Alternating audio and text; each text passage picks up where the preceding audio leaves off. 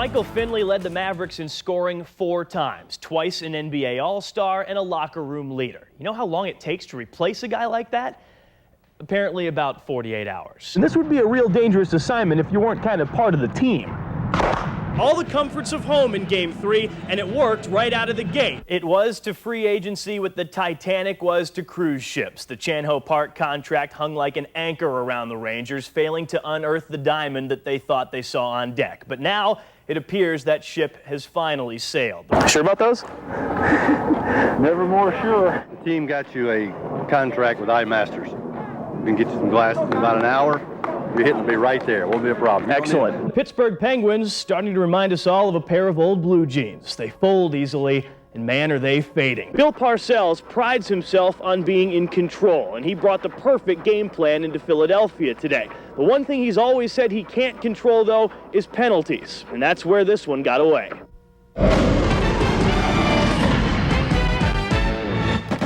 September is about that time that reality sets in for a Major League Baseball team, and we here at the American Idol Network know a thing or two about reality. Honestly, the Rangers were probably voted off the playoff island sometime in July, not a contender. And taking on the Royals, you sure this isn't an episode of The Biggest Loser? Kansas City leading the amazing race for worst team in baseball. Texas doing their best lately to be trading spaces with them.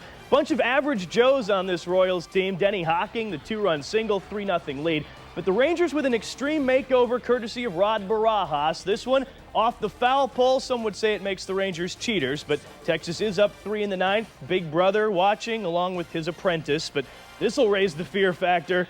David DeLucci misplays it. Mike Tian is the benefactor. We're headed for extra innings. They're survivors. Those are the road rules. But Rod Barajas in the 10th hits this one that is now dancing with the stars. His second of the game wins it.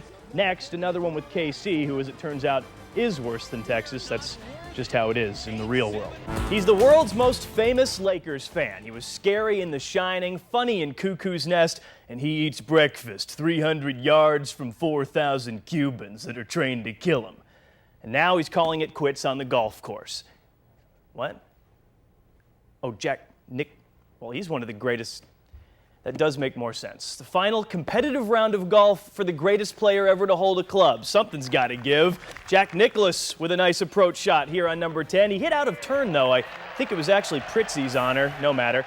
Meanwhile, Tiger Woods, this birdie putt here would pull him away from a few good men in the lead pack. Tiger with a 4-shot lead after 2 rounds could be an easy rider to Sunday. But no question this evening's star was the Golden Bear. On 18 to finish it off, you betcha.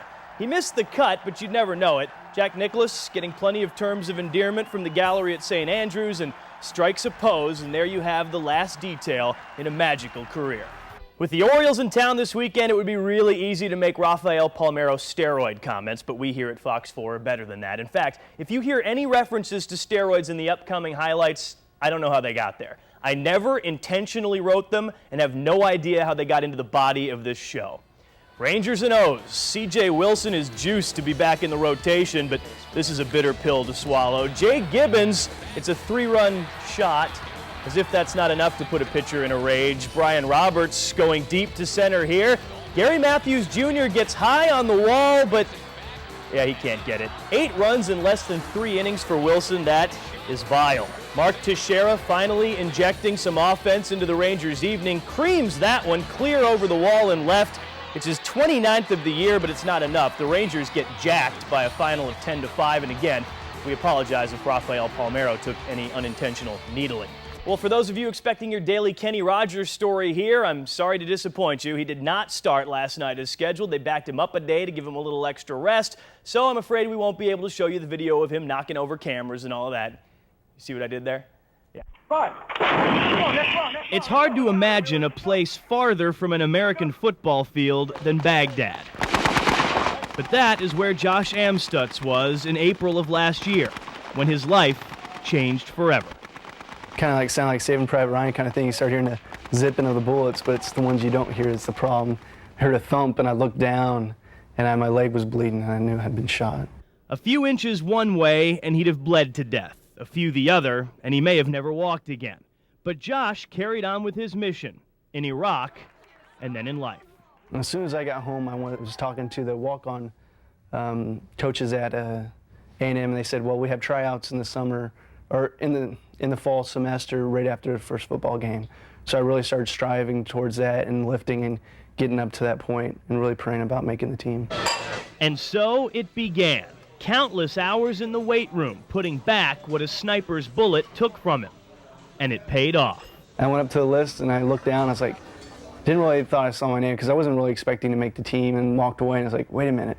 I think I saw my name up there, and I turned back around and sure enough, it's like being shot and then making a team is just, wow. I think it was one of the biggest moments of my life.